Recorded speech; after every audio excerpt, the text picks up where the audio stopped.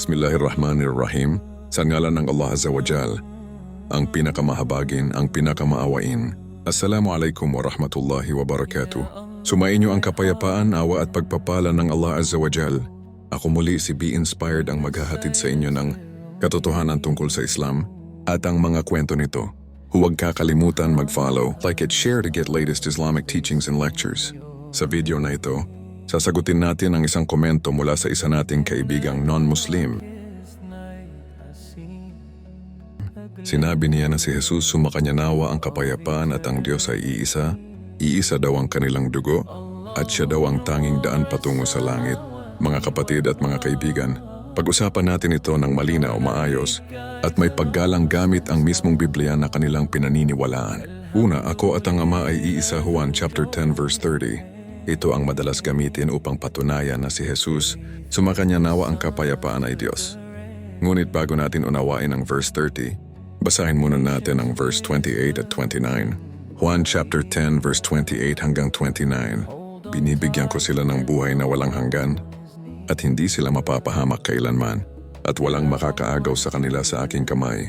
Ang aking Ama na nagbigay sa kanila sa akin ay mas dakila kaysa sa lahat at walang makakaagaw sa kanila sa kamay ng aking Ama. I give them eternal life and they shall never perish. No one will snatch them out of my hand. My Father who has given them to me is greater than all. No one can snatch them out of my Father's hand. Ngayon verse 30, I and the Father are one.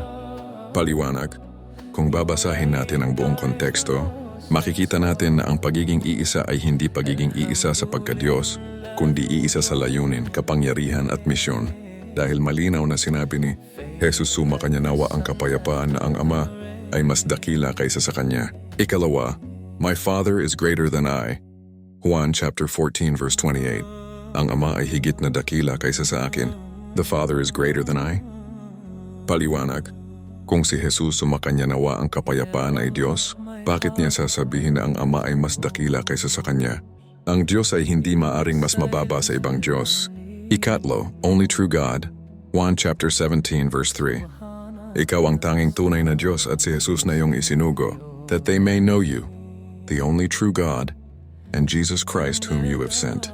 Paliwanag, malinaw dito na ang Ama ang tinawag na tanging tunay na Diyos, at si Jesus sumakanya nawa ang kapayapaan ay isinugo lamang isang sugo, hindi Diyos. Ikapat, the way, the truth, and the life. Juan chapter 14 verse 6. Ako ang daan, ang katotohanan at ang buhay. I am the way, the truth, and the life. Paliwanag, ang ibig sabihin nito ay si Jesus sumakanya nawa ang kapayapaan ang daan sa pagsunod sa Diyos sa kanyang panahon, isang propeta na nagtuturo ng tamang landas. Hindi niya sinabing siya ang Diyos kundi siya ang gabay papunta sa Diyos. At dagdag na kaalaman na ang lahat ng mga totoong propeta ay ang the way, the truth, and the life dahil iisa ang kanilang pinag-uutos. Iisa ang kanilang paniniwala at iisang Diyos. Lamang ang kanilang itinuturo at pinapaniwalaan. Ikalima, iisa ang dugo. Mga kapatid at mga kaibigan, pag-isipan natin ito, ang Diyos ay walang dugo. Ang dugo ay katangian ng tao nilalang. May laman at dugo. Sa Biblia mismo. Bilang chapter 23 verse 19, ang Diyos ay hindi tao. God is not a man. Paliwanag, kung ang Diyos ay hindi tao, paano siya magkakaroon ng dugo? At kung si Jesus sumakanya nawa ang kapayapaan ay may dugo, kumakain, natutulog, at napapagod, ito ay katangian ng tao, hindi ng Diyos. Ayon sa Islam malinaw ang paniniwala. Ang Diyos ay iisa, walang katulad, hindi ipinanganak at hindi nagkaanak. Surah Al-Ikhlas chapter 112 verse 1 hanggang 4. Qul huwa Allahu ahad, Allahus samad, lam yalid wa lam yulad, wa lam yakul lahu kufuwan ahad. Sabihin mo, siya si Allah ang nag-iisa. Si Allah ang sandigan ng lahat. Siya ay hindi nagkaanak at hindi ipinanganak at walang katulad niya. Say, He is Allah one, Allah the eternal refuge. He neither begets nor is born, nor is there to Him any equivalent. At sa Surah Taha, chapter 20, verse 14, Innani anallahu la ilaha illa ana. Katotohanan, ako ay si Allah, walang ibang Diyos kundi ako. Indeed, I am Allah, there is no deity except me. Paliwanag, ito ang malinaw na konsepto ng Diyos, hindi tao, hindi nagkakaroon ng dugo, at hindi nagiging nilalang. Motivational message. Sa ating mga kapatid na Muslim, manatili tayong matatag sa ating paniniwala. Ibahagi natin ang katotohanan ng may hikma o karunungan at kababaang loob.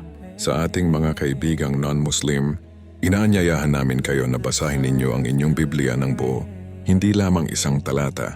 Intindihin ang konteksto at hanapin ang tunay na mensahe ng Diyos.